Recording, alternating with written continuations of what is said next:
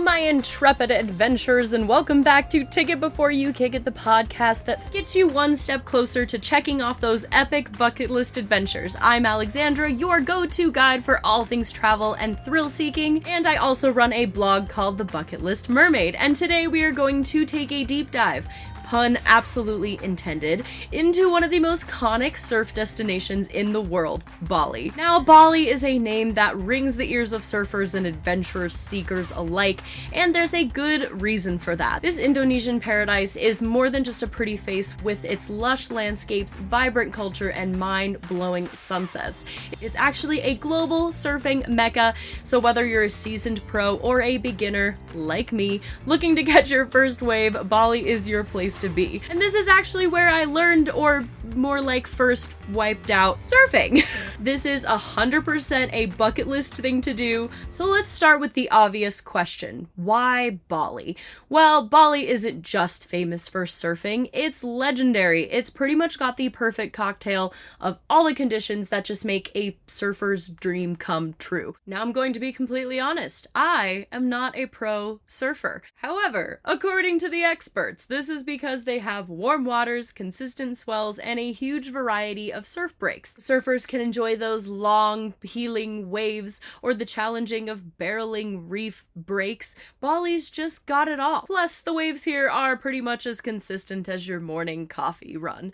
They also have a year-round surf season, so it's always a good time to hit the water. And let's also not forget about the culture. Bali is deeply rooted in spirituality and tradition, and there's something about the Balinese way of life that just clicks with surf culture. You know, it's like that hang tight, I'm zen kind of thing. It just works. The island's laid-back vibe, combined with the locals' warmth and hospitality, just makes it a home away from home for surfers around every corner of the globe. So, me personally, surfing in Bali. I ended up going to Bali on my big, huge backpacking trip after college, and if you haven't heard my ear horror story, I would recommend going and listening to it. And warning, it's not for the faint of heart, but basically I had to have an earring surgically removed in Vietnam, so I was still recovering from that because the doctor said that I had to not get it wet for 3 months. However, I really wanted to check this off of my bucket list, so I'm gonna be honest, I chickened out the first time. However, when I came back to this location, I ended up making a makeshift ear pocket gauze bandage thing around my entire head. It was so attractive and I got so many looks. However, I was so determined to check this off of my bucket list and to try surfing in Bali that I just made it work. But basically, I taped a bunch of gauze and band-aids to my ear to make a little seal around my ear. Now, warning, this did not work at all. However, I would like to think that it kept some water from going into my ear. However, I wiped out a lot, so I'm not sure that that's actually the case, but oh well. So I ended up taking a class in Bali, a surfing beginner class, and it was really, really nice because we started off on the shore. They explained, you know, how to get up, how to place our weight, and just all of the basics for learning how to surf. And this was really nice to actually get to do this in a setting where I wasn't in the water first. However, once I got into the water, it was a whole different beast. It was a mixture of feeling cool on the surfboard and just completely wiping out in the water and not looking cool anymore. I wiped out a lot, I laughed a lot, and as I said, I'm not a avid surfer. However, I would go on from here and become an avid snowboarder, so I'm really wondering if I did go surfing in Bali again, how different it would be now that I've snowboarded for a while. I did end up also surfing in Fiji. However, I think that although Fiji was stunning, I think that this had better waves. So again, Bali is just superior as far as surfing, but that is what I have to compare it to. If you are an avid surfer and you have surfed in Bali and all these other locations, I would love to hear from you, so that you could just tell me how this actually does compare to other surfing capitals of the world. However, from this beginner, wiping out on these waves in Bali was pretty darn fun. Now let's get to the good stuff. Where should you actually go when you're ready to ride those famous Balinese waves? Here are some of the best spots on the island. Now, number one, Uluwatu. This is the granddaddy of Bali surf spots. Uluwatu is not just a wave, it's a rite of passage. The surf breaks here are over a sharp reef, and when it's on. Advanced surfers flock to Uluwatu for its powerful, fast, and sometimes heavy waves. But don't worry, even if you're not ready to tackle Uluwatu's legendary break, the cliffside views are worth the trip alone, and they are worth the traffic. I ended up going to the temple at Uluwatu and watching some of the surf spots. I personally wasn't quite ready for that level. If you are an advanced surfer and you really want to check this off your bucket list, Uluwatu is the place to go. Now next, Padang, which is known as the Balinese pipeline. This place is famous for its hollow barreling left-hand wave. To be honest, I have no clue what that means, but that's what they told me. It kind of looked like a wave that just came straight out of a surf movie, and I can imagine that riding it feels like you're starring in one. And again, just remember this spot is best suited for experienced surfers. Now, Canggu. Now, this is where I learned to surf personally. Now, this is more of a relaxed vibe, which, again, I vibed with best because it was my first time. It is perfect for all levels with multiple breaks along the coast. It's also a great place to chill out after your session because they had some amazing beachside cafes, some lively nightlife, and also some hipster meets surfer atmosphere that's just hard to beat, which is kind of what I am. Again, I'm a yoga hippie, so this place and I vibed quite hard. I would also 10 out of 10 recommend their sunsets. Oh my goodness, absolutely stunning, especially after a long, hard day of surfing and wiping out in those waves. Now, when finding a place that I was learning to surf, I actually went between two, and that was Canggu and Kuta Beach. So Kuta Beach is pretty much the place to go if you are a beginner.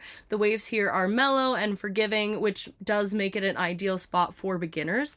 Plus, you'll find plenty of surf schools here just ready to help you catch your very first wave, or in my case, my very first wipeout. However, it might be busy, but there is a reason that it's such a popular spot. It's just a fun, accessible introduction to Bali's surf scene, and although I didn't specifically surf here, I did stay in Kuta for a few days, and it's a really, really cool area and pretty accessible from the airport as well. So if you're looking to escape the crowds, I would go for Madui.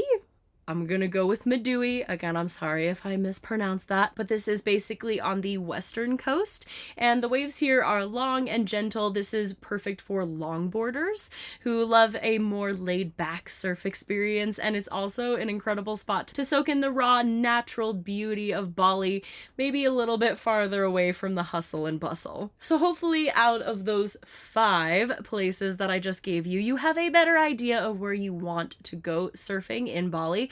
But why should surfing in Bali be on your bucket list anyway? And why is it non-negotiable? Well, let me count the ways. First off, it's a surfer's paradise. It has waves for every skill level from absolute newbies to seasoned pros. And also, I have to say that there's a lot of resources for learning.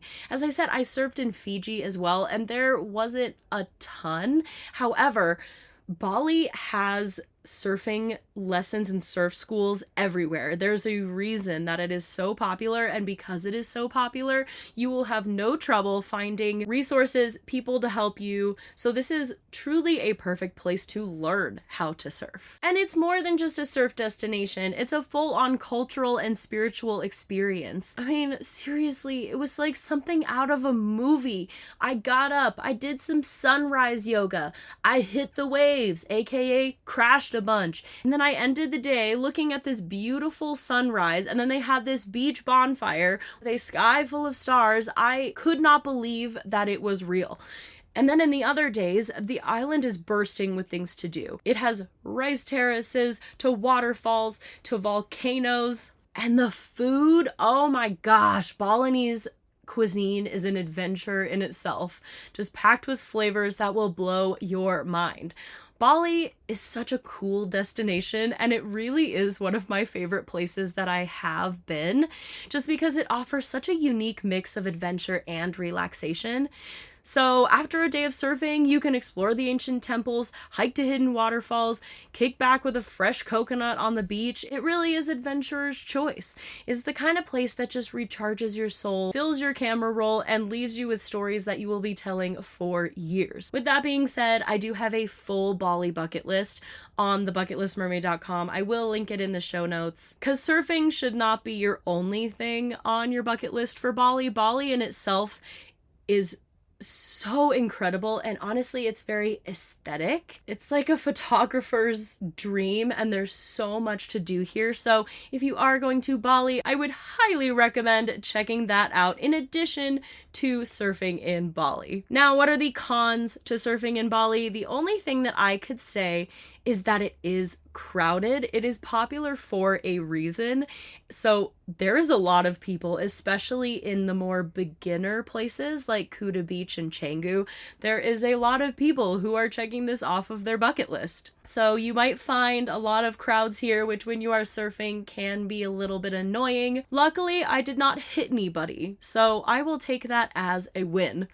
Another thing, my biggest complaint about Bali is the traffic is so bad. I don't know why, but we would just sit for hours in traffic. Like when I said that I went to that Uluwatu temple, it took so long literally just to get from one side of town to the other. So make sure to plan ahead for that if you are traveling from one destination in Bali to the other, to carve out a chunk of time just to sit in traffic. As I said, it is a tourist destination, and there's a reason that it's a tourist destination, because it's beautiful and it's just so much to do here for tourists. So it is a little bit touristy. Speaking of that, if you do want to go to a place in Indonesia that is not as touristy, I actually went from Bali to Lombok and the Komodo Islands, and when I was in that Komodo Islands, I saw 0 people.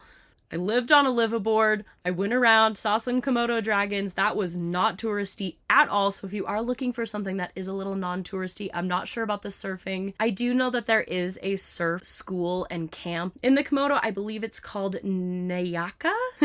So if you are looking for a non-touristy surfing destination in Indonesia, I would probably steer clear of Bali and go there instead. Or just do both, then you get the best of both worlds. So there you have it, Bali in all of its surf-stoked glory. Whether you're dreaming of riding those epic waves, soaking up the culture, or just living the blissful island life, Bali is a must-visit destination for any adventurer's bucket list, and trust me, once you go, you'll be counting down the days till you can return. I surely am. As I said, I want to try it now that I've snowboarded.